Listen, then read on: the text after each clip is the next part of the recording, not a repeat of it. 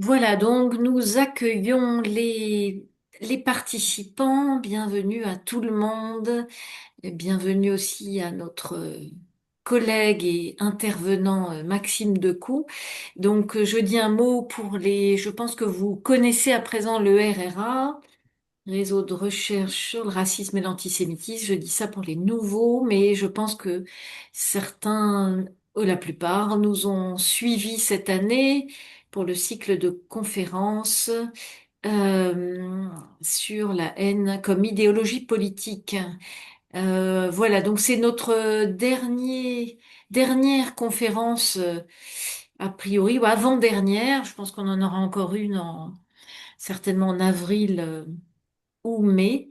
Voilà. Et nous, donc aujourd'hui, effectivement, la journée était chargée pour le RRA, puisque Martine Benoît a organisé, en partenariat avec le RRA, un colloque à Lille sur les voisinages culturels.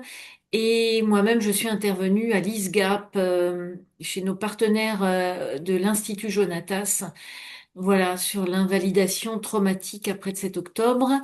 Et voilà, et donc ce soir, nous accueillons notre collègue Maxime Decoux et c'est Martine Benoît donc qui va présenter Maxime Decoux. Voilà, je te laisse, Martine, la parole. Alors, bonsoir Maxime, bonsoir à tout le monde. Je voulais d'abord te remercier d'avoir accepté. Le RRA est très honoré et heureux de se recevoir pour nous parler de ce que la littérature et les mots, c'est-à-dire ces armes, on pourrait dire, peuvent face au discours de haine et très précisément de haine antisémite. Alors, je dois bien admettre avoir, quand alors on a travaillé ensemble, on a été collègues ensemble à l'université de Lille, et avoir été très impressionnée par ce double parcours, qui est un peu derrière toi, mais de médecin vétérinaire et puis de professeur HDR en littérature. J'ai toujours trouvé ça très impressionnant. Alors, tu es aujourd'hui professeur de littérature française des 20e et 21e siècles à la Sorbonne. Et quand nous avons un peu travaillé ensemble à l'Université de Lille, tu travaillais avec Nelly Wolf à la tenue d'un séminaire qui avait énormément de succès, consacré aux auteurs et artistes juifs du XXe siècle. Euh, bon, alors tu écris, tu publies beaucoup, et je conseille vraiment de lire ce que tu as écrit. Alors bon, sur ces grands auteurs, Pérec, Gary, Modiano, évidemment ta thèse sur Albert Cohen, et aussi ce très beau travail, Faire trace les écritures de la Shoah. Donc voilà, il y a de quoi piocher suivant un petit peu ses goûts, ses préférences. Voilà. Donc un grand merci pour ta présence et puis je te laisse la parole et je crois que tu nous disais que tu avais un diaporama. Oui, alors je vais partager le diaporama. Martine, est-ce que tu peux me dire combien de temps, de combien de temps je dispose? On n'avait pas Alors, parlé avant. normalement, on essaie de terminer pour 22 heures. Donc, en D'accord. gros, voilà, tu as une petite heure, comme ça laisse quand même du temps pour qu'on puisse creuser ce que tu as Bien. abordé. Merci beaucoup. C'est bon pour le diaporama, tout le monde le voit? C'est parfait. Oui, il faut le mettre Oui, en... pardon. Et je Ouais, lance. Il est pour voilà. l'instant. Voilà. Voilà, donc j'avais intitulé cette intervention Que peut la littérature face à l'antisémitisme? Titre un peu large. Bon, étant donné que mon propos sera surtout de réfléchir au lien entre littérature et antisémitisme, en particulier du côté des écrivains juifs et de la manière dont ils répondent ou ont à répondre aux différentes formes d'antisémitisme, notamment l'antisémitisme en littérature. Donc, je vais m'appuyer sur. Donc là, simplement, j'indique les travaux sur lesquels je vais principalement m'appuyer. Donc, Martine a rappelé hein, le livre qui est tout à droite de l'écran, Faire trace, qui est le dernier que j'ai écrit donc, sur les écritures de la Shoah, qui répond d'une manière ou d'une autre à un texte que j'avais publié en 2015 qui s'appelait Écrire la judéité, donc, qui portait plus spécifiquement sur l'expression de la judéité dans la littérature française. Et puis entre les deux, un ouvrage collectif que j'avais co-dirigé, je ne sais plus en quelle année, sur les appropriations du discours antisémite, euh, c'est-à-dire la manière dont un certain nombre d'écrivains, notamment d'écrivains juifs, s'appropriaient ce discours antisémite pour le retourner ou l'invalider. Alors, d'abord, un point rapide peut-être sur la question de la judéité dans la littérature française. Euh, Judéité, donc j'emploierai ce mot que j'emprunte à Albert Memmi, qui le définit comme le fait et la manière d'être juif, donc à distinguer du judaïsme comme pratique religieuse, d'autant plus que chez les écrivains dont il va être question, il s'agit souvent d'une judéité sans judaïsme. Donc cette judéité, elle est souvent considérée comme quelque chose de plutôt secondaire chez ces écrivains, alors qu'en fait, quand on regarde les choses de près, elle a profondément marqué la littérature française tout au long du XXe siècle. Une littérature française qui entretient en fait une relation assez ambivalente avec cette identité juive, qui oscille entre le rejet, parfois la haine, et parfois d'un autre côté la fascination, et qui débouche sur une sorte de malaise qui a pris des formes variées et qui a évolué en fait au gré des transformations socio-historiques tout au long du siècle.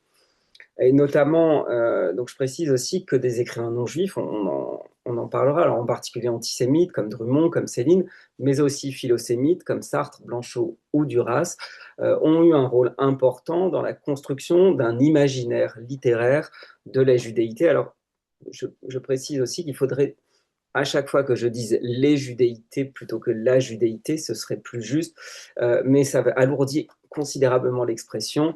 Donc j'y mets des guillemets, on mettra des guillemets ou on entendra un pluriel pour bien penser qu'il y a une diversité de manières de se penser et de se vivre juif et de l'exprimer dans les textes.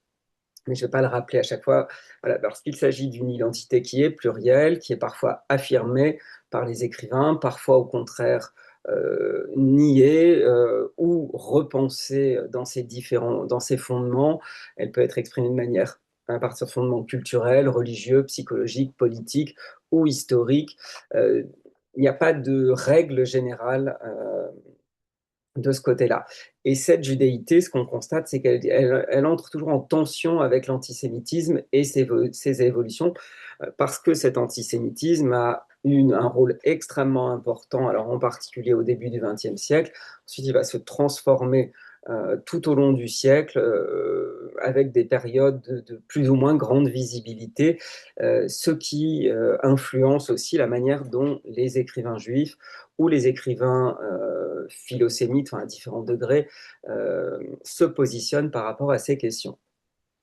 Alors, je voudrais d'abord commencer par la question de ce que j'appellerais l'antisémitisme de plume, en reprenant une expression de Pierre-André Taguieff, qui avait dirigé un collectif extrêmement riche sur cette question, entre 40 et 44, mais on peut étendre cette notion, c'est-à-dire l'antisémitisme chez les écrivains, donc des écrivains antisémites qui ont jalonné l'histoire de la littérature au XXe siècle.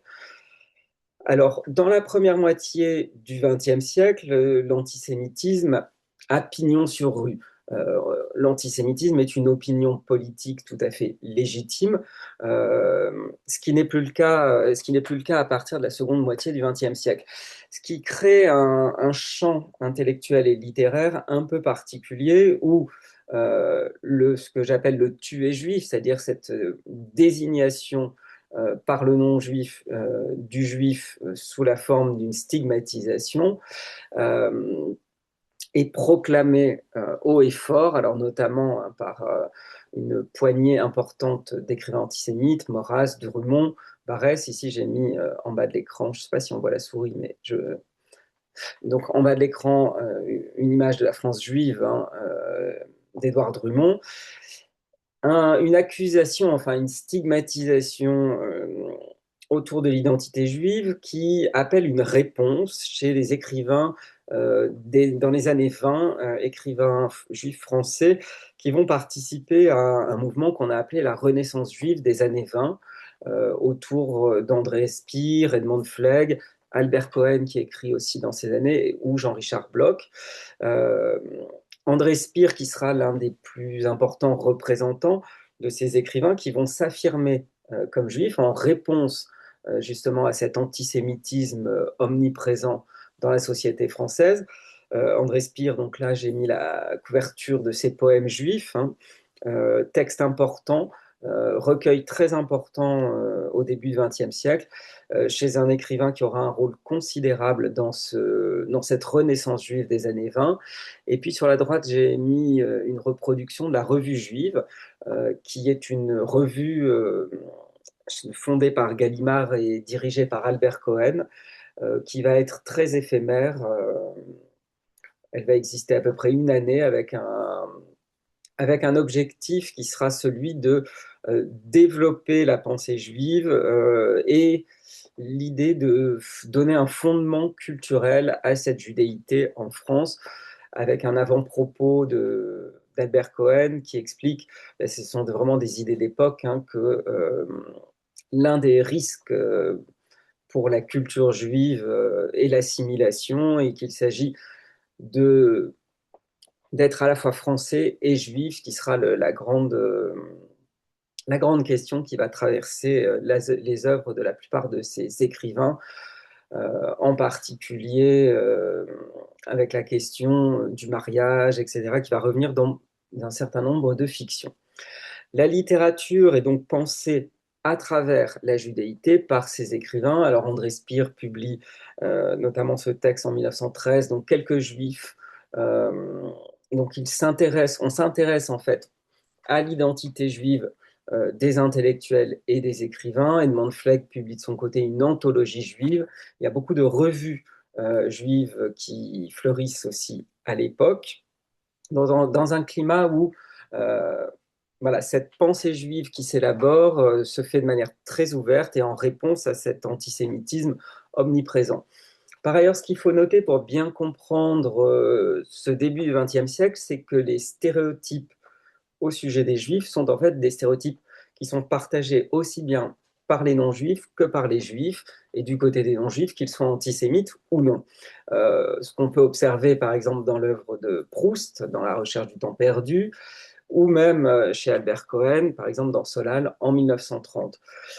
Chez tous ces écrivains, on pense la judéité à travers les mêmes catégories, qui sont des catégories stéréotypées, qui relèvent d'une pensée de la race, de l'atavisme très souvent, et donc d'un certain nombre de traits que les juifs posséderaient, qui sont des traits stigmatisés par les antisémites, mais que les écrivains juifs valident aussi comme des traits constitutifs de leur personnage juif. Alors, je ne vais pas les énumérer, mais il y a tout un nombre de stéréotypes qui circulent, ce qui permet de mieux comprendre aussi un certain nombre de malentendus. Alors en particulier, le malentendu déclenché par la pièce d'Albert Cohen, alors c'est un petit peu plus tard, on est en 33, qui s'appelle Ézéchiel. Bon, une pièce qui n'est pas devenue très célèbre. Albert Cohen arrête le théâtre après l'échec de cette pièce, qui est jouée une fois à la Comédie Française, dans laquelle Albert Cohen met en scène un avare qui s'appelle Ézéchiel et qui va se consoler de la mort de son fils en caressant ses pièces d'or. Donc, si vous voulez, là, on est vraiment dans le stéréotype le plus banal qui soit, hein, sur l'avarice du juif, euh, mais qui, dans Ézéchiel, en fait, n'a pas une portée de stigmatisation. L'idée de Cohen, c'est de peindre la résistance des Juifs à la souffrance, à la persécution. Et donc, il y a tout un intertexte biblique, hein, on voit dans le nom Ézéchiel, qui permet de comprendre la pièce au-delà de cette simple lecture au premier degré qui ferait d'Albert Cohen une sorte de porte-parole des clichés antisémites. On retrouvera le même genre de débat, et d'ailleurs, la question n'a jamais été vraiment tranchée au sujet d'Irène Nemirovsky, qui publie David Golder en 1929 et Les chiens et le loup en 1939. Irène Nemirovsky qui n'hésite pas à peindre ses personnages juifs en utilisant des stéréotypes aussi bien physiques que que sociologiques ou psychologiques. Alors c'est en particulier, c'est très manifeste dans David Golder. À cette,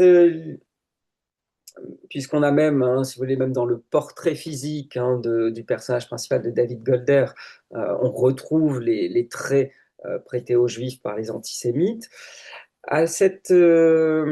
Simplement, il faut mentionner que on est dans un contexte littéraire, c'est-à-dire que ici, il est difficile de considérer que les traits des personnages sont en fait euh, une stigmatisation de ceux-ci. On n'a pas un discours d'un narrateur qui viendrait stigmatiser les juifs à partir de ces stéréotypes. Alors certes, la peinture qui est faite des personnages, en particulier les personnages juifs dans David Golder, est particulièrement négative, mais ce qu'il faut aussi se rendre compte, c'est que cette cruauté de l'univers de Nemirovsky n'épargne personne, y compris les Français de souche qui sont tout aussi détestables que les personnages juifs. Et donc il est difficile de considérer que cela puisse être un texte antisémite parce qu'il y a une polyphonie qui est le propre hein, de la littérature qui empêche de fixer un sens unique. Alors dans Les chiens et les loups, c'est peut-être un peu plus complexe et en même temps un peu plus problématique puisque ici, Nemirovsky oppose des personnages juifs valorisés à des personnages juifs dévalorisés. Donc une peinture plus nuancée, mais qui recycle aussi les stéréotypes de l'époque, si ce n'est que l'élément qui semble problématique, c'est qu'on est quand même en 1939. Et la question ici, c'est l'aveuglement, dirait Nemirovsky, et la responsabilité. L'idée que publier un tel texte en 1939, ça peut paraître quand même un petit peu problématique. Mais bien sûr, bon, euh, il ne s'agit pas de juger les écrivains du passé à partir de notre connaissance de l'histoire de manière rétrospective. Voilà, mais c'est des exemples assez révélateurs de ce début du XXe siècle où la pensée, en fait, la pensée raciale et stéréotypée circule aussi bien chez les juifs que chez les non-juifs. On ajoutera d'ailleurs que se développe à l'époque ce qu'on a pu appeler un filon juif, c'est-à-dire une mode des romans à thème juif chez des écrivains non juifs. Alors, en particulier les célèbres Jérôme et Jean Tarot, avec ici j'ai mis deux exemples, Un royaume de Dieu et L'ombre de la croix, qui sont des textes qui peignent des personnages juifs en réinvestissant des stéréotypes et notamment tout un folklore lié au judaïsme et qui sont suspects, là encore, d'un regard potentiellement antisémite, même si on n'est pas dans un antisémitisme tranché.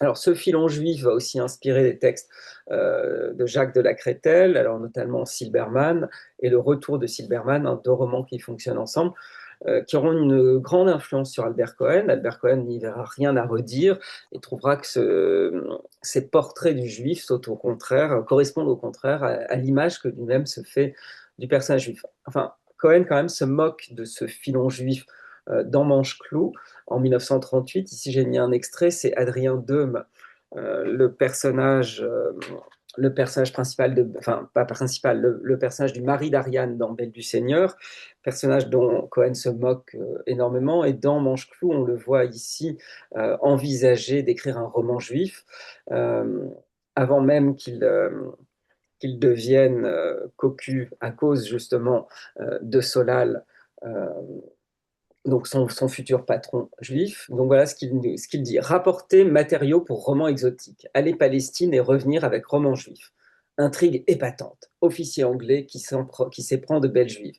Puis ça ne va plus entre eux. Séparation des races. Voilà. Alors là, on a la structure de plusieurs romans qu'on pourrait retrouver à l'époque. Adrien continue. Oui, mais un roman juif, ce n'était pas original. Tout avait été dit. Les tarots, la crételle.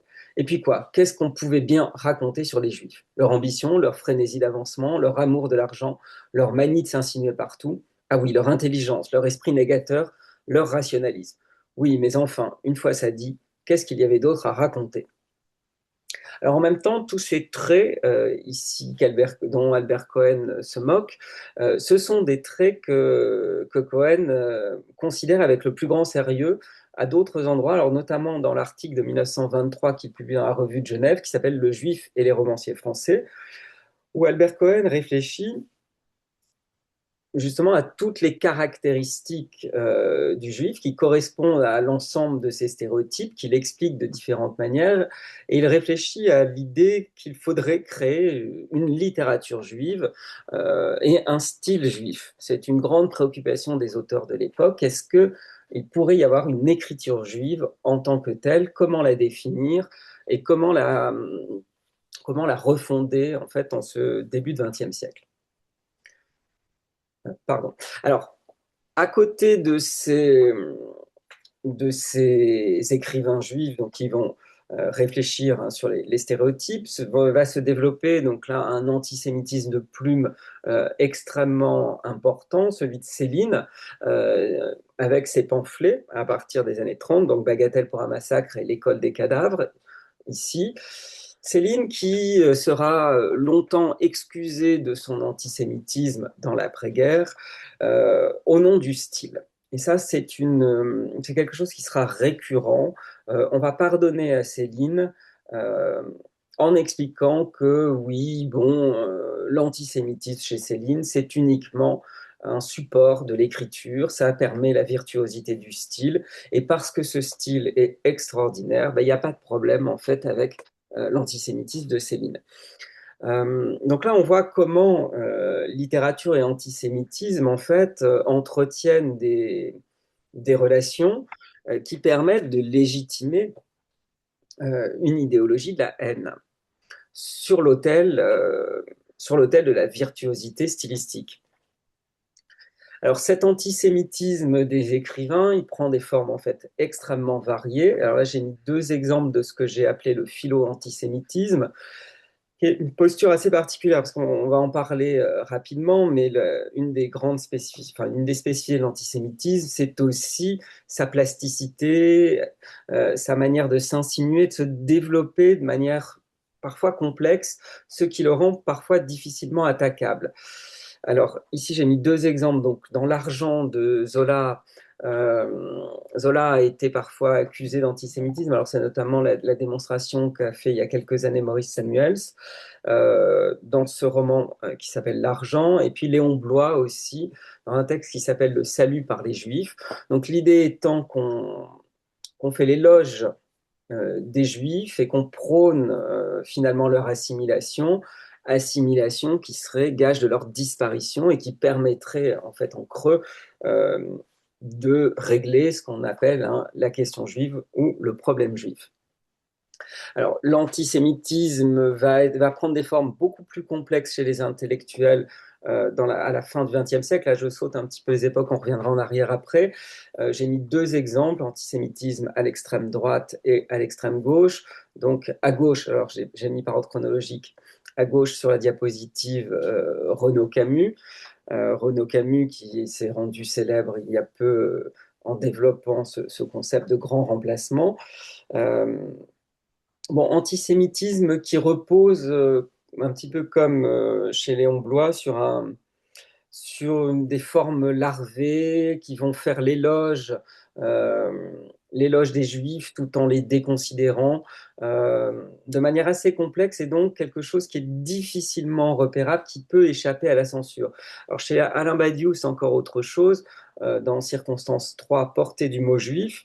Ici, on a une pensée qui est une pensée antisémite qui est très influencée par la question palestinienne et israélienne, puisque Badiou veut démontrer dans ce texte que les Juifs sont porteurs d'une mission qui leur a été transmise depuis la Bible, une mission d'ouverture à l'altérité, etc., et que, eh bien, ils trahissent cette mission en Israël, et donc le renversement qui s'opère et que le juif est devenu le nazi en Israël, la victime est devenue le persécuteur.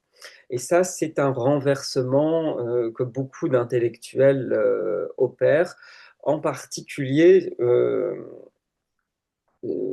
les intellectuels, enfin intellectuels, c'est un grand mot, mais enfin les, bon, je vais garder le terme intellectuel, même si bon, il en faudrait peut-être un autre, les promoteurs du négationnisme.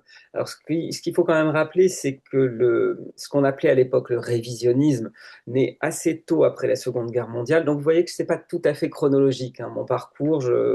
Je reviens en arrière par moment. Euh, Sous la plume de Maurice Bardèche, qui est écrivain euh, avec un texte qui s'appelle Nuremberg ou la Terre promise, dont j'ai mis un extrait. Donc la photo ici, je l'ai prise sur le Bon Coin, puisque comme vous pouvez le voir, on peut acheter très facilement sur le Bon Coin ce genre d'ouvrage. Euh, c'est certainement le signe qu'il en a été édité de nombreux et que beaucoup d'exemplaires traînent et sont vendus d'occasion. Donc, et on voit ici que c'est assez précoce, hein. J'ai pas noté la date, mais on est quand même au moment du procès de Nuremberg, donc on n'est pas très loin de la Seconde Guerre mondiale. Voilà ce que nous dit Bardèche. Je décale un petit peu. Si la délégation française trouve des factures de gaz nocifs, elle se trompe dans la traduction et elle cite une phrase où l'on peut lire que ce gaz était destiné à l'extermination, alors que le texte allemand dit en réalité qu'il était destiné à l'assainissement, c'est-à-dire à la destruction des poux dont tous les internés se plaignaient en effet. Et d'autre part, en examinant les factures, on s'aperçoit que certaines d'entre elles sont destinées à des camps qui n'ont jamais possédé de chambre à gaz. Il résulte clairement de ces pièces du procès que la solution du problème juif consistait uniquement en un rassemblement de juifs dans une zone territoriale qu'on appelait la réserve juive. Bon, alors ça, c'est en fait un argument bien sûr spécieux, mais qui va être utilisé, ratissé de long en large par les négationnistes parce que eh bien, le nazisme avait préparé cette possibilité dans le sens où dès la mise en place de la solution finale, le nazisme dissimule les opérations. On sait que la langue du Troisième Reich est une langue euh, euphémistique qui ne nomme jamais l'extermination. Alors, en particulier concernant les juifs allemands, puisque c'était un point très sensible, et pendant longtemps, le Reich va parler de déplacement des juifs, on explique qu'ils sont déplacés à l'Est, mais jamais le mot extermination n'est véritablement prononcé. Et vous voyez que dès l'après-guerre, Maurice Bardèche a bien compris qu'il y avait là un endroit où dont on pouvait se saisir pour nier l'événement. Euh, Négationnisme, hein, qui va surtout prospérer à partir des années 70, alors qui est au départ, vous voyez, après Bardèche, très confidentiel, hein, qui se développe dans des réseaux d'intellectuels plus ou moins limités, réseaux d'extrême droite, avant d'envahir aussi des réseaux d'extrême gauche. Je mentionnerai simplement qu'en août 74, Charlotte Delbo écrit au Monde, après avoir été contactée par un enseignant à l'université, qui lui envoyait une lettre pour savoir si elle pouvait lui dire si elle avait vu ou non des chambres à gaz. Et Delbo demande au Monde de publier sa réponse. Et elle veut publier le texte. Cette personne, cet enseignant à l'université, c'est un certain Robert Forisson, qui est encore un inconnu à l'époque. Euh, et qui va devenir beaucoup plus célèbre ensuite en médiatisant à plusieurs reprises des déclarations, différentes déclarations. Alors on sait qu'en octobre 78, c'est Darquier de Pellepoix qui va, donc là j'ai mis la photo de l'interview dans l'Express qui va affirmer qu'à Auschwitz, on n'a gazé que des poux. Et puis, Le Monde, en 78 aussi, donc en décembre cette fois, publie un dossier sur les chambres à gaz suite à un texte de Robert Forisson qui s'appelle Le problème des chambres à gaz ou la rumeur d'Auschwitz. Et c'est tout un dossier que Le Monde décide de publier à la suite du texte de Forisson qu'ils ont reçu avec des réponses, des contre-arguments et des textes d'historiens, en se disant qu'ils vont peut-être désamorcer le truc, et en fait pas du tout. Euh, le raisonnement des historiens pèse peu à côté des déclarations des négationnistes et la démonstration rationnelle à partir de preuves récoltées par les historiens ne fonctionne pas. Faurisson va devenir un personnage médiatique qui va passer à la radio, à la télévision euh, pendant un certain temps. Alors, je passe à un deuxième point. Je n'ai pas surveillé l'heure, par contre. Euh, je passe donc à Il un est deuxième 21 heures. point. Pardon, j'ai dû Maxime. sortir de mon... Voilà, je le remets. Je passe à un deuxième point. Ah bah, de ce fait, j'ai perdu complètement le diaporama, pardon. Alors, je reviens. Donc, deuxième point sur le rôle de l'antisémitisme dans les trajectoires individuelles des écrivains. Alors, cet antisémitisme joue souvent un rôle de premier plan. Alors, par exemple, chez Albert Cohen, qui en fera le récit dans Vous, frères humains, je citerai un extrait tout à l'heure, puisqu'il raconte comment, à l'âge de 10 ans, dans les rues de Marseille, il a été insulté par un camelot. Alors que c'était le jour de son anniversaire, il se promène, il voit un camelot en train de vendre sa marchandise dans les rues, il s'arrête et ce camelot s'interrompt, le voit dans la foule et déverse sur lui un torrent de haine devant la foule qui communie, hein, comme le dit Cohen, qui communie dans la haine contre ce petit enfant. C'est une scène particulièrement marquante et Cohen explique en fait qu'il a découvert à ce moment-là qu'il était juif parce que finalement il n'avait pas vraiment conscience et que c'est l'antisémitisme lui-même, cette expression, cette manifestation particulièrement violente d'antisémitisme, qui l'amène à prendre conscience du fait qu'il est juif et ce traumatisme initial va traverser toute son œuvre. Alors, quelques mots sur la posture de l'écrivain juif, ensuite, parce qu'il est complexe de se dire écrivain et juif tout au long du XXe siècle. Alors d'abord, quelques éléments sur après la guerre, la recomposition du champ littéraire suite à la Shoah fait que la judéité est complètement redéfinie et elle va devenir ce qu'Annette Vivorka appelle une communauté de destin. C'est-à-dire que la persécution, le fait d'avoir été persécuté suffit à définir quelqu'un comme juif, ce qui a des implications importantes par la suite sur la manière dont les écrivains vont considérer leur propre judéité et surtout la présenter. Ce qu'on peut aussi noter, c'est que les écritures de la judéité, en fait, émergent dès le XIXe siècle sous la forme d'une littérature régionale. C'est ce que montre en particulier Maurice Samuels. Et elles vont se développer ensuite, donc je l'ai dit tout à l'heure, au cours de la Renaissance juive des années 20. Et elles vont être entièrement repensées après-guerre, après la Shoah, où toute la pensée du début du XXe siècle, qui est une pensée raciale, en fait, va être mise à bas. Et toutes ces catégories ne seront plus utilisées par les écrivains. Alors, cette situation, en fait, elle déclenche des postures qui sont relativement complexes, parfois même contradictoires, mais qui sont surtout évolutives chez les écrivains. Et rares sont les écrivains qui vont se présenter comme des écrivains juifs, écrivant sur des thèmes juifs de manière constante et continue.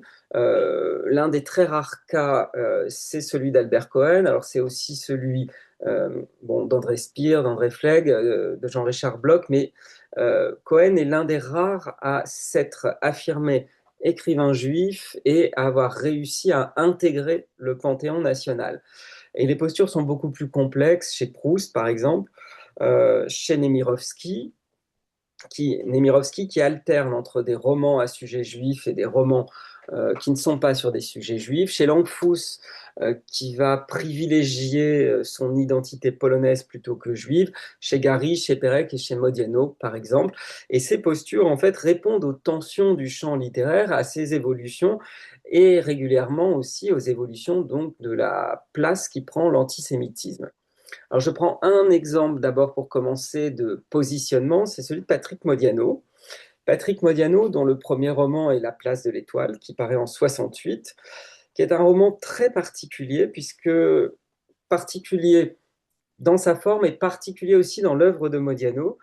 Modiano qui ne se présentera jamais, ou très peu, comme écrivain juif, euh, et très peu comme juif. La question de la judéité est une question très intermittente dans son œuvre, et ce qui est frappant, c'est qu'il entre en littérature par ce texte, La place de l'étoile, ou avec une judéité hyperbolique. Euh, je dis quelques mots peut-être sur le roman pour qu'on comprenne bien ce dont il est question pour les personnes qui ne l'auraient pas lu. Donc le narrateur s'appelle Raphaël Schlemilovitch et donc c'est un narrateur qui adopte d'une manière ou d'une autre toutes les identités juives possibles qui se sont succédées à travers le temps, le juif religieux, le juif honteux, le juif antisémite, le juif collaborateur. Et le texte est une sorte de grand défilé carnavalesque de ces figures, avec des pastiches, des discours de tout type, des discours antisémites, des discours philosémites, notamment les discours littéraires. Euh, et le narrateur les adopte régulièrement et les met en contradiction, si bien que le roman donne le sentiment que c'est une quête d'une identité juive qui devient introuvable à force d'être plurielle, à force d'avoir été définie, redéfinie, niée. Et pourtant, elle persiste, puisqu'à la fin, c'est le docteur Freud lui-même qui dira à Schlemilovitch qu'il est juif. Et je cite juste une citation ici du roman pour vous monter le ton un peu provocateur, où Schlemilovitch dit qu'il rêve de ruiner toute la paysannerie française et d'enjuiver le Cantal.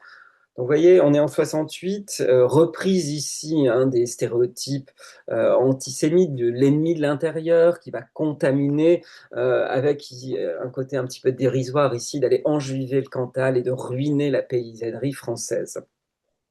On ne retrouvera plus jamais ce ton chez Modiano ensuite. Modiano qui va écrire alors une trilogie, ce qu'on appelle trilogie dite de l'occupation, donc avec la place de l'Étoile, la Ronde de Nuit, les boulevards de Ceinture. On pourrait ajouter Rue des Boutiques Obscures, le film La Combe Lucien, dont il écrit le scénario.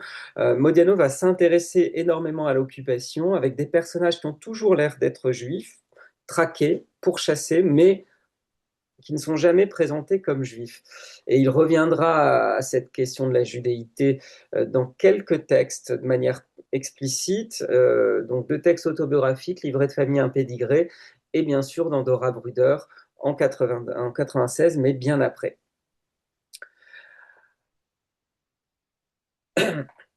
Toujours sur la question des postures et du positionnement, très rapidement un mot sur Anna Langfuss. Anna Langfuss, qui me semble révélatrice de la difficulté qu'il y a à se dire juif dans la seconde moitié du XXe siècle, après la Shoah, puisque ces trois romans, dont le premier raconte son expérience de la persécution au cours de la guerre, et les deux suivants s'intéressent à des rescapés, eh bien dans ces trois romans, le mot juif n'apparaît pas. Euh, on sait que les personnages sont juifs parce qu'ils sont persécutés ou parce ils ont été persécutés, mais le mot juif n'est jamais inscrit, ils ne sont jamais désignés comme juifs parce qu'il y a, bon, pour plusieurs raisons, alors certainement parce que les persécutions suffisent à définir le juif après la Shoah, et puis parce que Langfuss cherche aussi à être reconnue en tant qu'écrivaine française à part entière. Bon, elle est d'origine polonaise, elle écrit en français, et s'afficher comme appartenir à une communauté, c'est tout de suite aller à l'encontre d'une forme d'universalité. Donc, pour l'écrivain, ça pose souvent problème pour être reconnu dans le champ. Alors, chez Romain Gary, la posture est elle aussi complexe. Romain Gary, dont le premier roman, Éducation européenne, contient des personnages juifs, et ça se déroule pendant la guerre en Pologne, chez les partisans dans la forêt. Mais il faut attendre 67 avec la danse de Gengis Khan pour que Gary explore plus directement à la fois la Shoah, ses répercussions et la question de l'identité juive. Pour présenter rapidement le roman, le personnage de Gengis Khan est un comique juif qui est assassiné à Auschwitz et c'est son fantôme, son Diebouk, qui revient dans l'après-guerre pour hanter son meurtrier, le SS Schatz, dont il va prendre possession. Donc c'est un Allemand qui est devenu commissaire de police dans l'après-guerre et qui est devenu quelqu'un de tout à fait respectable hein, après avoir été dans la SS pendant la Seconde Guerre mondiale. Et et Cohn a pris possession et martyrise en fait ce personnage. Schatz, par exemple, est obligé d'acheter un dictionnaire de yiddish pour comprendre ce qu'il dit, puisque c'est Cohn qui le fait parler. Bon, et puis Gary n'y va pas de main morte avec l'humour noir. Schatz n'ose plus se laver les mains avec un savon parce que, nous dit Gary, on ne sait jamais qui est dedans. Il n'ose plus allumer le gaz. Enfin bon, voilà, il faut être Romain Gary pour se permettre ce genre de plaisanterie. Toujours est-il que le D-Book, en fait, permet à Gary de s'affirmer juif sans s'enfermer dans une identité, parce que, euh, la ligne directrice de l'œuvre et de la vie de Gary, c'est le changement d'identité. C'est ne jamais être enfermé. Et donc ce D-Book, ça lui permet, si vous voulez, de combiner cette fidélité à la judéité, ici cette critique hein, de la culpabilité ou fausse culpabilité des bourreaux dans l'après-guerre, et, euh, et une mémoire des événements. Alors, la trajectoire de Pérec est elle aussi une trajectoire complexe par rapport à sa judéité.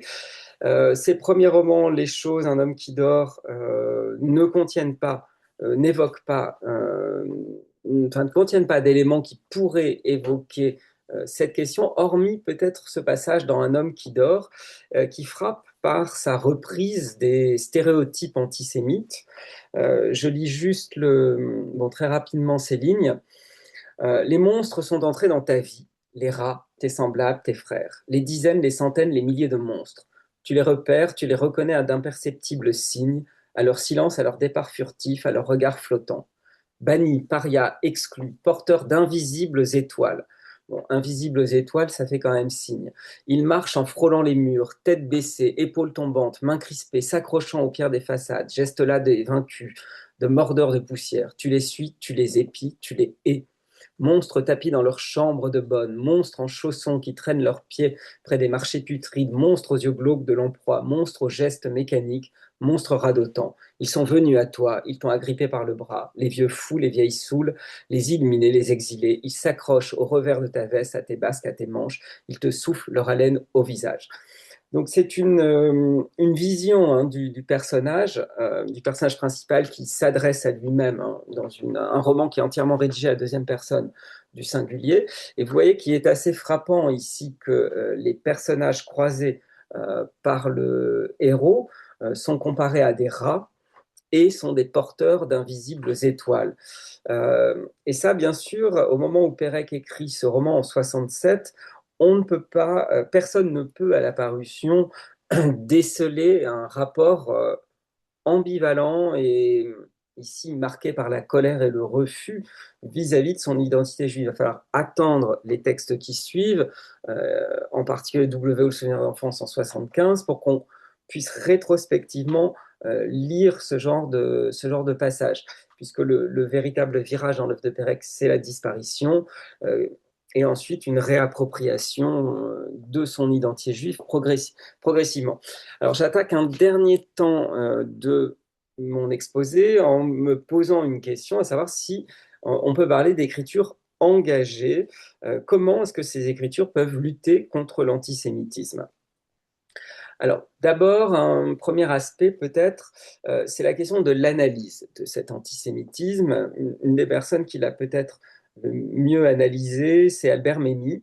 Euh, Albert Memmi, donc qui écrit d'abord un premier roman qui s'appelle La statue de sel, alors qui est un roman d'inspiration autobiographique, qui porte sur euh, un personnage vivant, un juif tunisien, donc pendant la colonisation. Alors on a une situation qui est nécessairement complexe.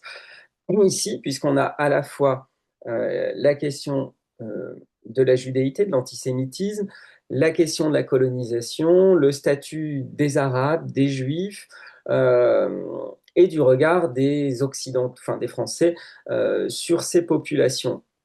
Donc mise en scène romanesque que Memmi va ensuite délaisser après quelques romans pour se tourner vers des essais. Alors notamment un de ses essais les plus connus qui est son portrait du colonisé, suivi du portrait du colonisateur, où il met en place une analyse sociologique très inspirée par l'approche sartrienne en particulier.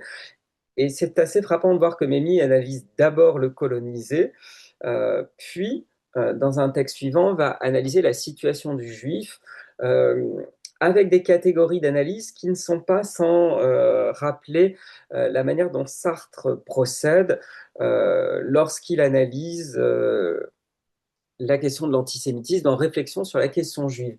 Si ce n'est que Memmi reproche à Sartre de ne penser le juif que par la négation, puisque bon, si on simplifie très rapidement l'analyse de Sartre dans ses réflexions sur la question juive, le juif est quelqu'un qui n'est juif que dans le regard de l'antisémite. Hein, c'est la pensée sartrienne hein, qui se construit très souvent par la question du regard de l'autre sur soi, qui impose une identité, et il en arrive à penser une identité juive négative. Et ça, et Memmi le lui reprochera en expliquant qu'il y a aussi des aspects positifs qui constituent cette identité juive, qui repose aussi sur des fondements culturels, religieux. Enfin, c'est pas simplement l'antisémite qui définit le juif. Alors, chez Albert Cohen, on trouve de nombreux passages sur la question de l'antisémitisme. Alors, quelques mots peut-être. Ici, c'est un extrait de Belle du Seigneur. Belle du Seigneur paraît en 68, euh, donc très tardivement par rapport aux premières œuvres de Cohen, qui commence à publier en 1930 avec Solal, mais qui va passer quasiment 38 ans à écrire Belle du Seigneur, à l'écrire et le réécrire. Euh, Ce qui fait que Cohen n'intégrera pas la Shoah dans l'univers romanesque de Belle du Seigneur qui fait suite à celui de Solal en 1930 et de Mancheclou en 38. C'est la même histoire qui est racontée, c'est le même personnage et donc Cohen ne voulait pas bouleverser son univers fictionnel, donc ne pouvait pas intégrer la Shoah. La Shoah n'apparaît que par flash, que par allusion, mais elle n'est pas présente dans l'univers fictionnel. En revanche, la question de l'antisémitisme, elle, est centrale, enfin centrale, d'une manière ou d'une autre, elle est très fréquente, elle revient beaucoup, mais elle n'est pas centrale parce que, pas centrale dans le déroulement de l'intrigue, parce qu'en fait, euh, à chaque fois que Solal, donc le héros, chute, hein, c'est une trajectoire entre chute et remontée, etc. Euh, En fait, ce n'est pas l'antisémitisme qui est la cause, c'est toujours Solal qui cause lui-même sa perte. Il n'en demeure pas moins que Cohen, dans plusieurs pages, va faire le portrait des antisémites de différentes manières, alors aussi bien dans Solal, dans Mancheclou, que dans Belle du Seigneur. Ici, j'ai mis un extrait de Belle du Seigneur qu'on appelle le dialogue des tricoteuses. En fait, Solal est avec Ariane dans un hôtel et il écoute des femmes qui sont en train de tricoter et qui discutent entre elles. Et voilà, ben, je vais vous lire l'extrait. Ce sont les paroles de ces femmes que Solal capte de loin. Les grandes inventions, c'est toujours chez nous, mais c'est l'étranger qui les applique. Je vous dirais que je suis très constipé. C'est la faute aux juifs. Moi, je commence mes chandails d'été au printemps et mes chandails d'hiver en été. Comme ça, je suis sûr de les avoir prêts en temps voulu. Oui, c'est toujours l'étranger qui en profite. Il faut savoir s'organiser. C'est les financiers qui mènent le monde, et tous des étrangers. Ce qui est affreux, c'est que le paysan abandonne la campagne. C'est la faute aux juifs. Et alors, qu'est-ce qu'il faisait le maréchal? Les usines les attirent. C'est la faute aux juifs. Donc, vous voyez comment le texte est construit. En fait, ce sont des bribes de paroles successives. Cohen a supprimé la ponctuation. On a simplement les majuscules qui permettent de repérer les différentes conversations. Et ces conversations s'en mêlent hein, à mesure que ces femmes tricotent. Hein. C'est comme dans un tricot, finalement. Il y a différents fils. Et vous constatez qu'un des fils, eh bien, c'est un leitmotiv qui revient, c'est la faute aux juifs. Et qui revient un peu n'importe où dans le discours, si bien qu'il s'applique à tout. C'est une sorte de clé universelle d'explication du monde. Donc le fait que le paysan quitte la campagne, le fait que c'est l'étranger qui profite des inventions, etc. Et même le fait, au début de l'extrait, que la tricoteuse est constipée. Donc vous voyez, ici, par ce montage, Cohen montre le caractère complètement irrationnel de cet antisémitisme qui en fait utilise une clé de lecture unique du monde qui valide tout, de la désertification des campagnes à la constipation. Et donc on est ici dans une démarche de dénonciation qui passe par le rire euh, et le ridicule. Alors, dans Ô vous, frères humains, le ton est beaucoup moins léger. Cohen dénonce, tout le texte est centré sur, j'en ai parlé tout à l'heure, hein, tout le texte est centré sur l'épisode antisémite du Camelot, qui insulte le jeune Albert Cohen le jour de ses 10 ans dans les rues de Marseille. Et donc c'est une longue méditation sur l'antisémitisme et notamment qui a pour centre de gravité le discours du Camelot que Cohen retranscrit en imitant ici la parole et la pensée antisémite et son mode de fonctionnement qui est en fait de la sorte, enfin, qui est présenté au lecteur et qui est amené à s'interroger sur son mode de fonctionnement. Alors je vous lis l'extrait. Toi, tu as un youpin, hein, tu as un sale youpin, hein, je vois ça à ta gueule. Tu manges pas de cochon, hein, vu que les cochons ne se mangent pas entre eux. Tu es avare, hein, je vois ça à ta gueule. Tu bouffes des louis d'or, hein, tu aimes mieux ça que les bonbons, hein. Tu as encore un français à la manque, hein, je vois ça à ta gueule. Tu es un sale juif, hein, un sale juif, hein. Ton père est de la finance internationale, hein. Tu viens manger le pain des Français, hein.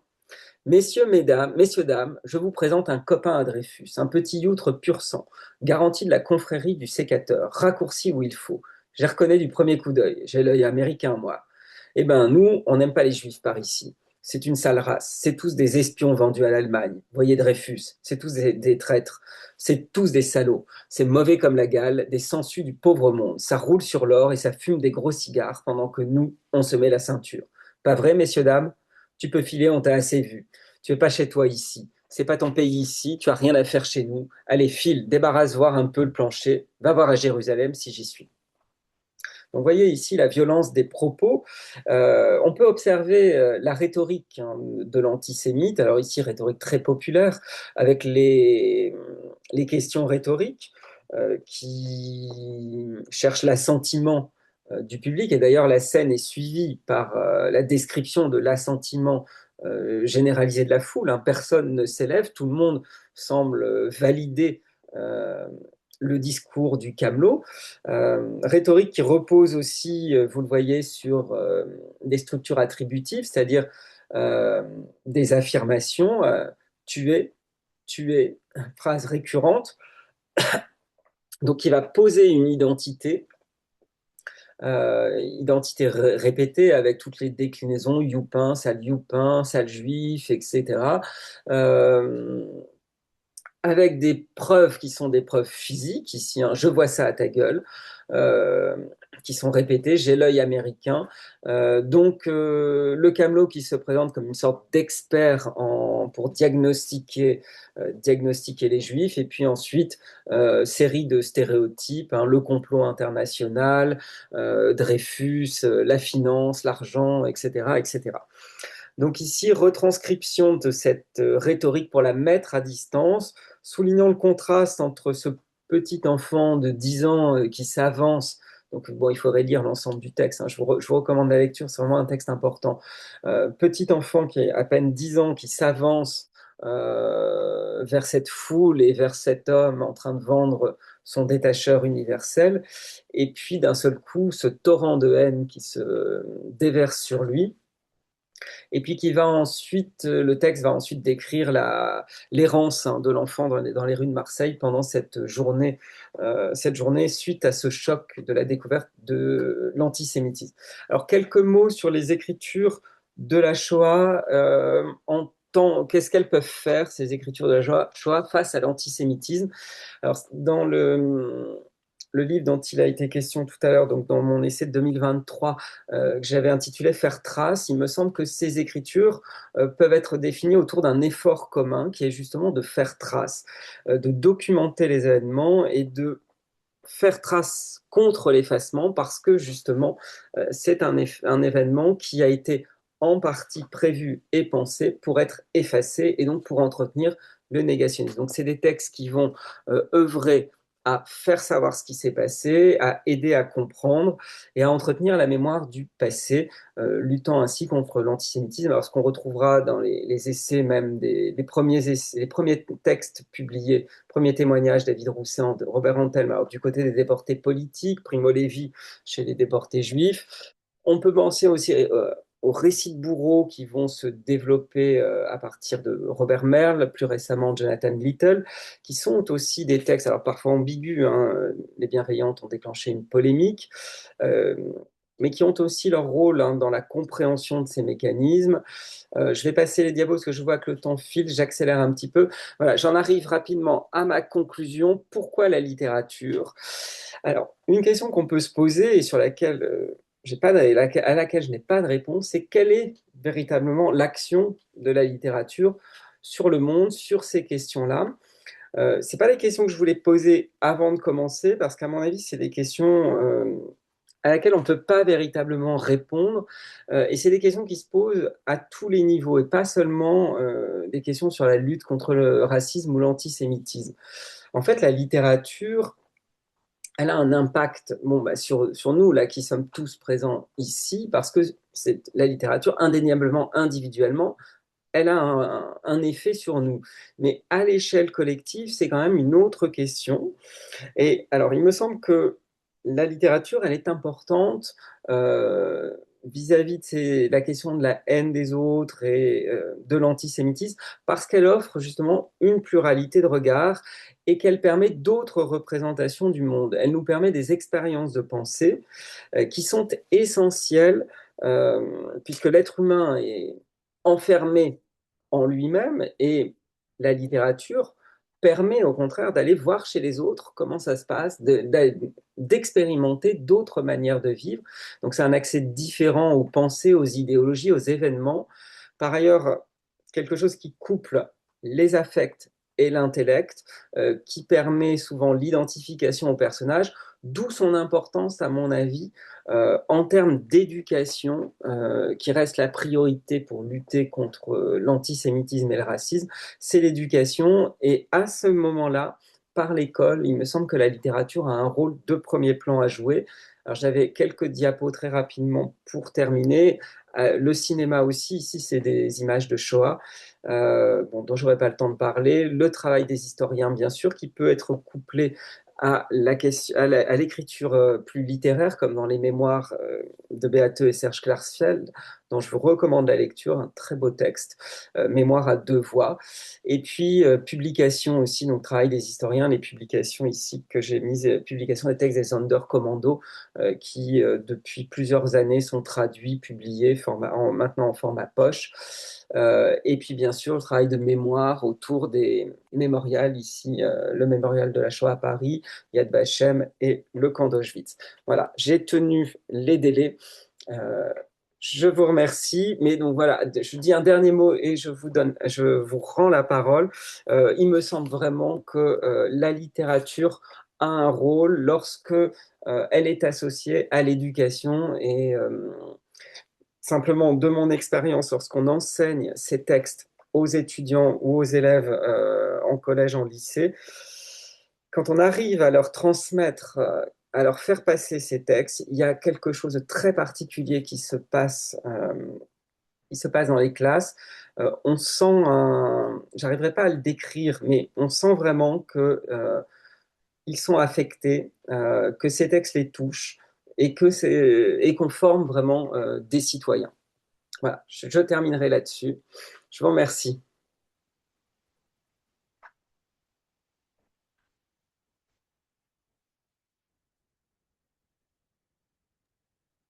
Alors, merci Maxime, merci beaucoup. Alors, je ne sais pas s'il y a des questions autour de... Alors, oui, on espère tous que l'éducation Oui. a encore un rôle. Oui. Alors, est-ce que... Oui, moi, je veux bien poser une question. Je sais pas qui parle, hein, parce que d'habitude... Alors, c'est Anne-Laure Ah, Denayer. d'accord, d'accord, pardon. Voilà, Normalement, on celle lève la qui petite main. Je vous en manipulait prie. mal.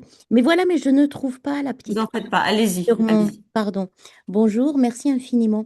Alors, deux questions. La première, par rapport à une scène que j'aime beaucoup étudier dans Belle du Seigneur, qui est la scène de séduction de Solal euh, par Ariane, mais la première, où il se déguise en, comme il dit lui-même, en vieux juif misérable. Et j'aime travailler évidemment sur le rapport, l'inversion du rôle La Belle et la Bête, etc., une relecture avec l'idéalisme de Solal.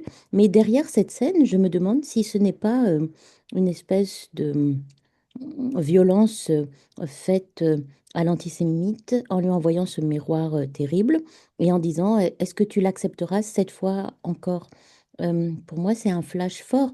Il a dit des flashs, vous avez dit, Monsieur Decoux, des flashs forts avec aussi ces scènes de caves où se réfugient des Juifs, etc. Je veux dire, il y a un filigrane. Voilà, c'est la première question. La deuxième, dans le rire et la provocation, dans la suite de Gary, il y a Edgar Elzenrath. Qu'est-ce que vous en pensez? Et la troisième question, euh, en classe, eh ben, on travaille en ce moment sur toutes les formes de la disparition de Dora Bruder à Pérec et Ilsenrath et à travers les suppliques avec le documentaire de Jérôme Prieur. Et je me rends compte que il faut aussi que j'atténue d'une certaine façon la douleur des élèves parce qu'elle elle vient empêcher quelque chose après de l'ordre de la réflexion. C'est massif, c'est un poids énorme en fait pour la civilisation, pour notre époque et pour les élèves. Et c'est paradoxal parce qu'en même temps, il y a toujours des discours de haine. Voilà. Oui. Ça. Alors, donc, Merci. Pardon. alors pour la scène de séduction initiale dans Belle du Seigneur, c'est une scène complexe, effectivement, où Solal décide d'aller séduire Ariane chez elle en pleine nuit, déguisé en vieux juif édenté. Donc il se grime en abominable vieillard, il y va à cheval, il surgit dans la chambre d'Ariane, il lui fait la plus belle déclaration d'amour qui soit, en lui disant que ça sera la première humaine, etc.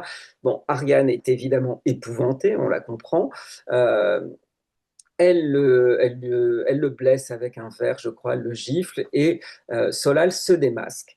Euh, et donc il apparaît comme dans tous dans ses beaux atours, en séducteur, et il lui dit, euh, littéralement, hein, je te séduirai comme une chienne. Non, je te séduirai comme une femme, comme elle l'aime toute, par les vils moyens, la force, la beauté, et je te sifflerai comme une chienne. Donc une sorte de défi à la deuxième étape de la séduction qui viendra plus tard. En fait, l'enjeu ici, c'est que Solal essaye de séduire en se passant de la beauté. Parce que son rêve, ce serait d'être aimé pour lui-même et de faire d'Ariane donc une première humaine, la première humaine, celle qui rachètera les péchés, une sorte d'Ève qui va racheter les péchés des femmes qui aiment les hommes uniquement pour leur beauté. Donc il y a une vision évidemment qui a tout un fondement lié au judaïsme, avec un intertexte biblique important, etc., avec une sorte d'espoir messianique de pouvoir sauver l'humanité dans cette séduction qui permettrait en fait de retrouver une sorte d'amour débarrassé de la chair, un amour désintéressé qui serait à l'image de l'amour maternel. L'idéal de Cohen, c'est de retrouver cet amour maternel. Une mère vous aime, quoi qu'il arrive, quoi qu'il se passe, et ne vous aime pas pour votre physique. Donc ce serait une sorte de grand défi symbolique que Solal tente, et c'est un échec. Et de cet échec va découler en fait tout le roman. Et vous avez raison que ça joue aussi avec la question des stéréotypes antisémites, qui de toute façon sont omniprésent dans l'œuvre de Cohen.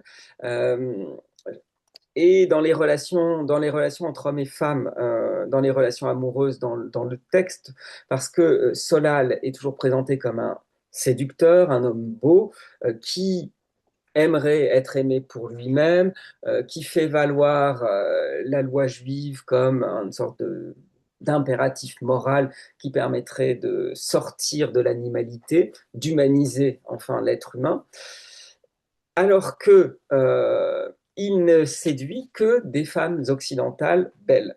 Et toutes les femmes juives qu'on va trouver dans l'œuvre, depuis Solal, le roman de 1930, jusqu'à Belle du Seigneur, sont toujours des femmes laides, euh, infirmes, et elles ne sont jamais l'objet d'un désir de la part de Solal. C'est le cas dans la cave à Berlin, dans la cave avec la naine Rachel. Elles sont forcément difformes, elles sont forcément laides, elles sont forcément placées hors de l'amour.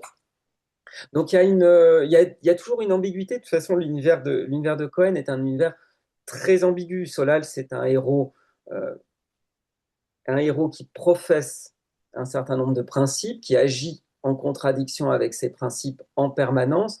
Donc c'est un texte, vous voyez, extrêmement stratifié. Alors, deuxième question, oui, vous avez sur Isenrat, oui, c'est un provocateur comme Gary, peut-être même plus, je dirais. Sont des textes, alors des textes qui n'ont pas forcément connu un succès populaire important, mais c'est des textes qui vont à l'encontre d'une certaine bien-pensance, mais qui me semblent des textes forts. Et qui méritent d'être lus. Alors, je ne sais pas, vous vous dites que vous faites étudier à des élèves, ça passe? Pardon, hein? Merci infiniment pour la réponse. Oui, alors, non, je ne peux pas faire lire tout Ilsenrat, hein, J'imagine bien. évidemment. Des Alors, élèves. mais d'abord, un parcours juste avec les titres, euh, Oui, voilà, c'est déjà très, très, très efficace. En lien avec les suppliques, les lettres au début de Fuck America, qu'écrit le personnage de Nathan Bronsky. Et ça leur permet de voir comment. En fait, ça les aide de voir qu'il y a, avec Gary aussi, quand ça devient sarcastique, sardonique, qu'il y a aussi, je dirais pas une vitalité, mais quelque chose qui les aide à reprendre souffle chez les écrivains juifs, euh, quand eux sont massivement, enfin, certains élèves, hein, massivement ébranlés, pas hum. tous. Et, euh, et les mécanismes de défense sont de divers ordres. Ça aussi, c'est... Donc j'enseigne, hein, vous avez compris. Voilà. Hum, hum. Oui, oui, non, vous avez tout à fait raison. C'est des textes aussi qui sont portés par l'idée d'une vitalité dans la langue, et chez Gary, c'est très net, hein. Gary le dit d'ailleurs très souvent, l'humour, c'est une forme de résistance contre le Hum. réel, dit-il, au moment où il va vous tomber dessus. Euh, L'humour qui peut aller effectivement jusqu'à la provocation et l'humour noir dans la danse de Gengis Khan où Gary n'y va pas de main morte, effectivement. Et la troisième question, vous me disiez, ben, ça rejoignait, voilà. Ben, oui, oui, je pense que là, alors ça dépend aussi des publics, hein, très certainement, mais euh, il y a quand même quelque chose de l'ordre de l'affect qu'on peut toucher avec la littérature, qu'on ne touche pas avec autre chose, affect qui ne doit pas empêcher un travail intellectuel, un travail réflexif plus construit. Mais je pense que c'est vraiment un élément essentiel. Il y a beaucoup de gens qui vous disent que bon, ils ont lu Si c'est un homme à 18 ans, ça les a marqués pour leur vie. Voilà. Et là-dessus, il me semble quand même que c'est vraiment l'endroit où la littérature a un rôle à jouer. Après, on ne peut pas espérer que la littérature change le monde, ça serait fait s'il fallait qu'elle change le monde, mais voilà, je pense que faire lire et investir dans l'éducation, il me semble que c'est la priorité, mais ce n'est pas vraiment ce qui se passe à l'heure actuelle, Mais je peux réintervenir? bien En, sûr. en Ah, fait, le plus dur en classe, c'est le moment où l'émotion est très forte et où en fait, on demande à nos élèves de régler quelque chose que la culture post-Shoah n'a pas résolu. La culture européenne, la culture mondiale, peut-être même hein, cette rupture anthropologique, on ne l'a pas résolue. Et alors moi, je dis aux élèves, maintenant c'est très dur, et vos mécanismes de défense, il va falloir les analyser pour que ce soit des mécanismes de défense constructifs, pas, pas, Mm. pas contre-productifs. C'est ça, c'est ce moment-là où il faut les aider et qui est très difficile. Oui, tout à fait. Mm. Mm. Merci en tout cas, merci. C'est quel âge ont vos élèves? Ce sont des premières, c'est Des ça? lycéens, des C'est lycéens. Mais non, non, lycéens, non, je travaille en seconde. En première, on n'a plus le temps. seconde. Avec le bac, on n'a plus le Oui, temps. c'est ça, C'est d'accord. seulement en seconde qu'on peut se permettre de monter des dispositifs aussi. Par rapport au texte concernant la Shoah, ce qui est intéressant pour ces élèves, que j'avais vu ça chez les plus jeunes, chez des collégiens, c'est-à-dire peut coexister tout à fait la sidération par rapport à l'événement de la Shoah, tout en ayant des stéréotypes antisémites. Ça Mm, n'empêche pas, l'un n'empêche pas mm, l'autre. mm, On mm, a, ouais. Mm, mm. Bah, au contraire, même il se raccroche à quelque chose qui est un mm, peu salvateur à un moment d'ébranlement massif. mm, Et d'ébranlement où, où, euh, où ils sont réellement perdus, mm, mm, comme, comme le monde après, comme, comme la pensée post-Shoah, hein. mm, mm, Mhm. C'est une expérience très, très troublante en classe. mm, Et c'est pour ça, moi, je travaille beaucoup sur la hantise, euh, dans tous les sens. Ça mm. hante et c'est une hantise, ça fait peur. Mm. Il y a une Plus forme de... de manière oblique. Bon, Mm. pardon. En fait. Est-ce qu'il y a d'autres questions?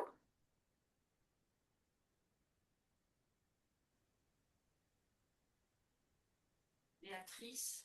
Mm. C'est ça, Béatrice, ouvre ton micro, Voilà. voilà. Oui, excusez-moi. Alors moi, j'aimerais revenir parce que, alors, merci monsieur pour cet exposé qui était vraiment très intéressant. Quand vous avez cité Les Bienveillants de Jonathan Little, moi, j'ai pas pu m'empêcher quand même de penser à ce qu'en dit François Rastier dans Fiction et Témoignages. Et je voulais en fait vous entendre là-dessus. Oui, alors Les Bienveillantes, c'est un texte problématique. Alors je l'ai cité simplement parce que je voulais évoquer la question des récits de bourreaux. C'est un texte qui a été très critiqué euh, bon, par plusieurs spécialistes, hein. Il y a eu aussi un texte d'Annette Vivorka relevant un certain nombre d'erreurs historiques. Euh, Moi, ce qui me dérange le plus dans ce texte-là, c'est le côté voyeuriste. L'obscénité sur la sexualité, un certain nombre de clichés euh, qui me semblent, voilà, le traitement est pas forcément très adapté. Euh, La mort est mon métier de Robert Merle est un texte beaucoup plus subtil et intéressant, me semble-t-il. Et en même temps, c'est certainement ce côté un peu simplificateur, voyeuriste et obscène qui a expliqué le succès du livre. Donc je ne sais pas si vous voulez, d'un point de vue, c'est toujours la question qu'on peut se poser, d'un point de vue, quand on regarde les choses d'un point de vue un petit peu intellectualisé, réfléchi, on peut reprocher un certain nombre de choses à des ouvrages ou à des films. On peut penser à la liste de Schindler, on peut penser à La vie est belle de Benigni, qui pose tout un tas de problèmes. Mais d'un point de vue à une plus grande échelle, finalement, est-ce que c'est pas plutôt bénéfique qu'il y ait aussi des textes, même de qualité moindre, mais qui touchent quand même un certain public, qui fait réfléchir voilà, il me semble que on se place pas au même niveau, mais effectivement, bon, Les Bienveillantes, c'est un texte qui moi, bon, est pas un texte qui m'a particulièrement convaincu. Mais je pense que ce genre de livre, voilà, a certainement touché pas mal de monde, et ça, c'est plutôt quelque chose de positif.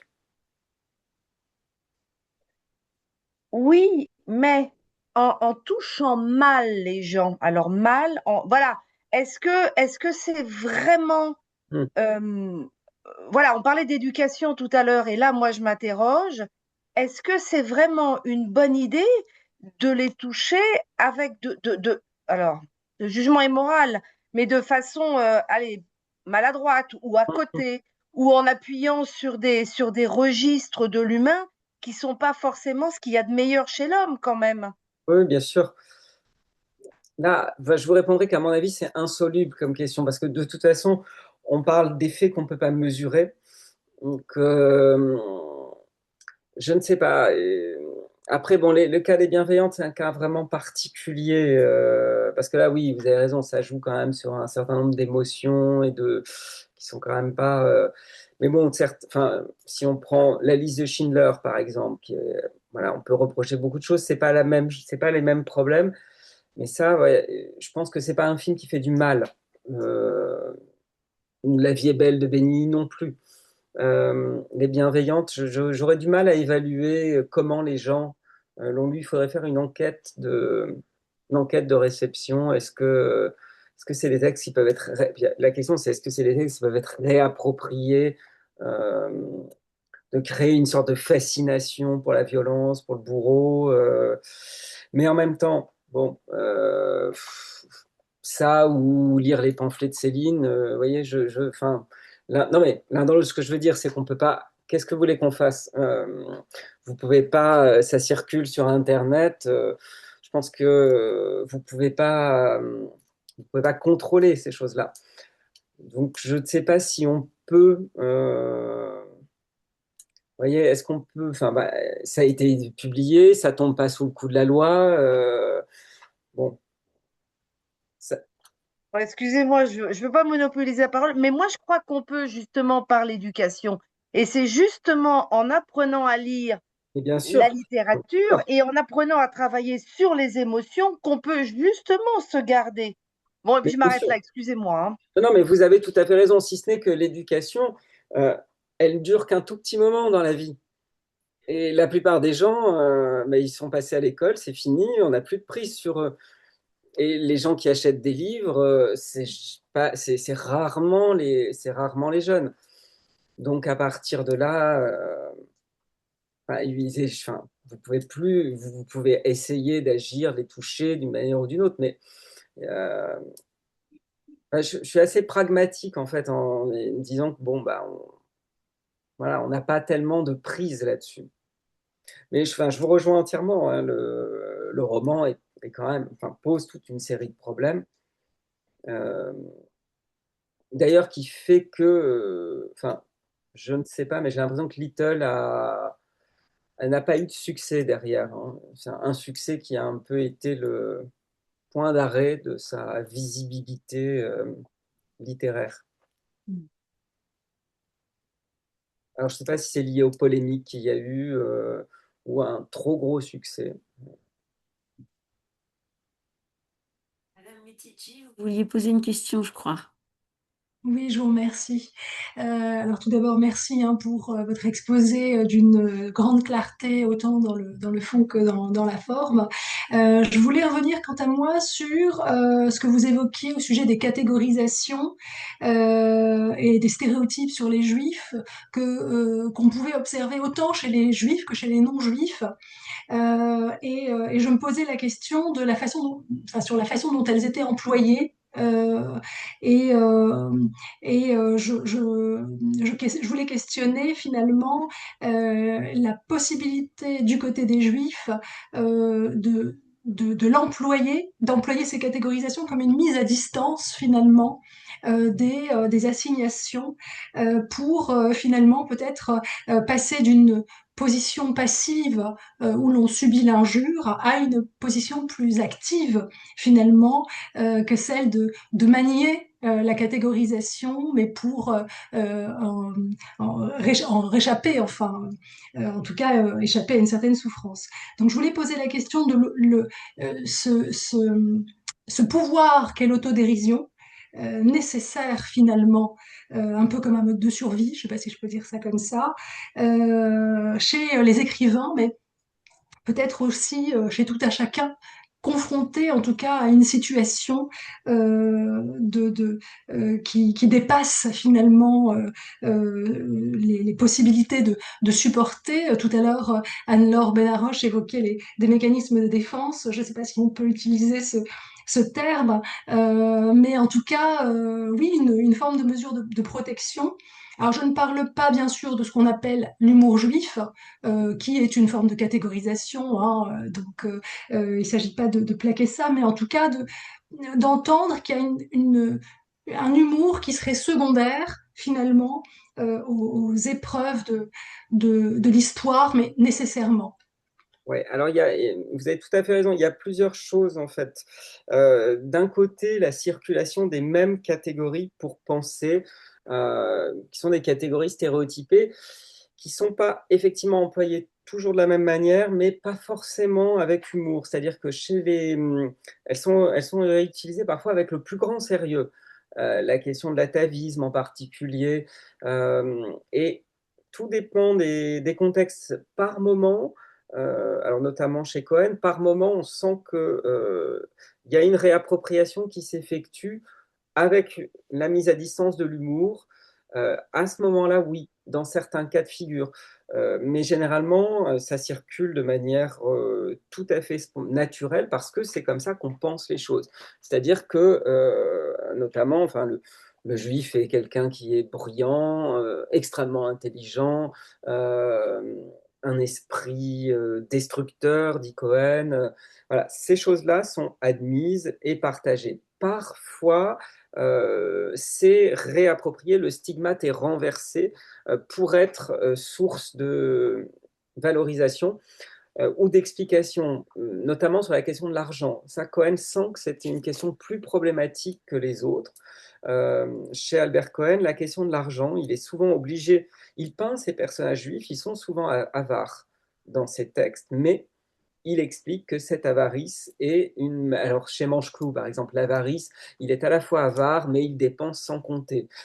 Ou alors, les Juifs aiment l'argent, mais c'est parce qu'ils en ont besoin pour survivre, parce qu'ils sont persécutés. Enfin, il y a toute une série d'explications, et là, c'est vraiment au cas par cas. Donc, vous avez raison, il y a des mécanismes assez variés, soit le partage vraiment des catégories, soit la réappropriation pour euh, retourner le stigmate en le revalorisant, euh, soit la mise à distance par l'humour qui rend supportable la stigmatisation et la situation de dominé. Merci.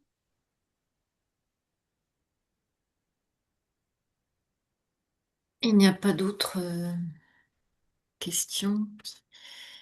Bah écoutez, Martine, je pense qu'on va En pouvoir... fait, il y a Madame Benaroche Ah, qui a pardon. reformulé sa question dans D'accord. le chat. Ah oui, ok.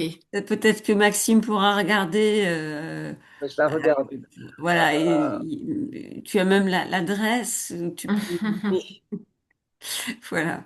On sent, c'est très agréable là, votre engagement, Madame Benaroche, c'est Oui, tout à fait. très Tout à fait. impressionnant, C'est vraiment. important. Bravo. Bravo aux enseignants sur le terrain auprès des jeunes, des adolescents.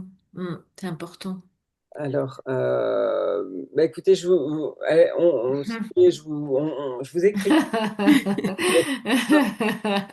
Bon, bah écoutez, merci beaucoup. Merci Eh à ben, très tous. bien. Merci beaucoup, Maxime Decaux. Et puis, au plaisir de vous revoir peut-être un autre. Merci. Nous vous accueillerons avec grand plaisir Et l'an merci pour prochain. l'invitation. Merci pour tout. Merci. Merci à tous. Et puis, à très bientôt, Au revoir. sûrement. Au Merci. revoir. Au revoir. Bon, Au merci. revoir. Merci. Au revoir, Laetitia. Martine.